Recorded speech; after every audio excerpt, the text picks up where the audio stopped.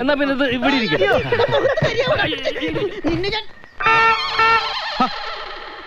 എന്താ അവന് വരെ പൈസ കൊടുക്കൂലെന്ന്.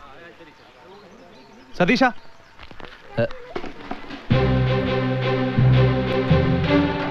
നീ ഇവരുടെ കാശ് കൊടുക്കില്ലെന്ന് പറഞ്ഞു.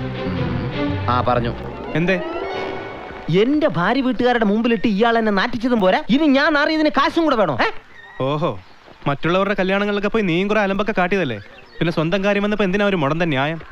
നമ്മളെ കല്യാണത്തിന് പന്നി കാട്ടിക്കൂടൊന്നും ഓർമ്മല്ലപ്പോ. അതൊക്കെ ഓരോരുത്തരും മൂപ്പിച്ചിട്ടല്ലേ. ഞാൻ മൂപ്പിച്ച് തരാം. എന്റെ കെട്ടോളം എന്താ നാളെ വരുമല്ലോ, നമ്മളെന്താ ചെയ്യാൻ പോണോ? എന്താടോ? ഞങ്ങൾക്ക് പോണം, നിങ്ങളെന്താ കളിയാക്ക? നിങ്ങളത് പ്രശ്നമാക്കണ്ട, നിങ്ങളുടെ കാശല്ലേ, അത് ഇവൻ തരും. എടാ, നീ ആ കാശം കൊടുത്തരെ. നിനക്ക് വേണ്ടിയല്ലേ അവർ ഇത്രയും നേരം മെനക്കെട്ടത്. അതെ, അമ്മയുടെ കാര്യം നോക്കിയാ മതി, ഇതിലിടപെടണ്ട. പോയി. സതീഷ, ഒരു ചാൻസ് കൂടി തരാം. നീ ഞങ്ങളെ പിരിച്ചു വിടുന്നോ ഇല്ലയോ? നിങ്ങൾ എന്താന്ന് വെച്ചാ അയക്കോ. ഞാൻ പറഞ്ഞിട്ടല്ലോ നിങ്ങൾ ബാൻഡ് മേളൊക്കെ ബുക്ക് ചെയ്തത്. ഓഹോ, എന്നാ കാണാം. എന്താ ചെയ്യേണ്ടത് ഞങ്ങൾക്ക് അറിയാം. അല്ലപ്പാരൊരൊറ്റ എണ്ണം പോയിട്ടില്ല. നീ ഇപ്പൊ എന്താ ചെയ്യാ? മുങ്ങിയാലോ? അതൊന്നും വേണ്ട ഊക്ക.